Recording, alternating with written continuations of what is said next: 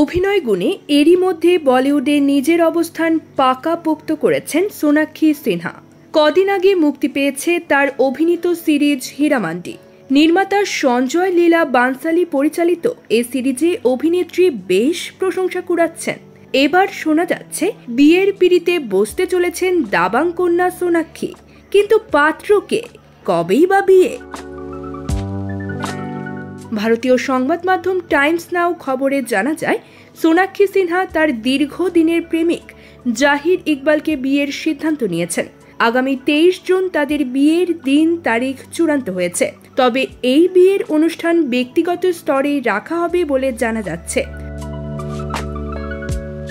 ভারতীয় গণমাধ্যমের তথ্যানুযায়ী প্রায় 2 বছর ধরে সম্পর্কে রয়েছেন সোনাক্ষী ও জাহির ইকবাল।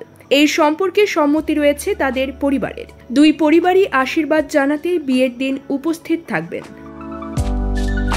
অনেক দিন ধরেই বলিউডে সোনাক্ষী জাহিরের সম্পর্কের গুঞ্জন। নানা অনুষ্ঠানেই একসঙ্গে দেখা গেছে তাদের। কখনো হাতে হাত ধরে সিনেমা দেখতে গেছেন, কখনো বা ডিনার ডেটে। সবশেষ সালমান খানের পার্টিতেও একসঙ্গে দেখা গিয়েছিল তাদের।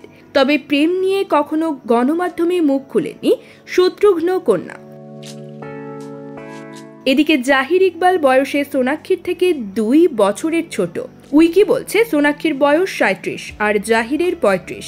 হবু বর নিজেও একজন অভিনেতা। বলিউডের নোটবুক, XXL ব্লকবাস্টারের মতো ছবিতে দেখা গেছে তাকে। সম্প্রতি কপিল শর্মার শোয়ে হীরামান্ডির প্রচারে এসেছিলেন সোনাক্ষী সিনহা। সে সময় তাকে বিয়ে নিয়ে প্রশ্ন করেছিলেন কপিল। জবাবে শত্রুঘ্ন কন্যা বলেছিলেন, কাটা ঘায়ে নুনের ছিটে, আমি কিন্তু বিয়ের জন্য প্রস্তুত। যদিও বুদ্ধিমত্তার সঙ্গে জাহির ইকবালের প্রসঙ্গে এড়িয়ে গিয়েছিলেন অভিনেত্রী। News desk, focus TV.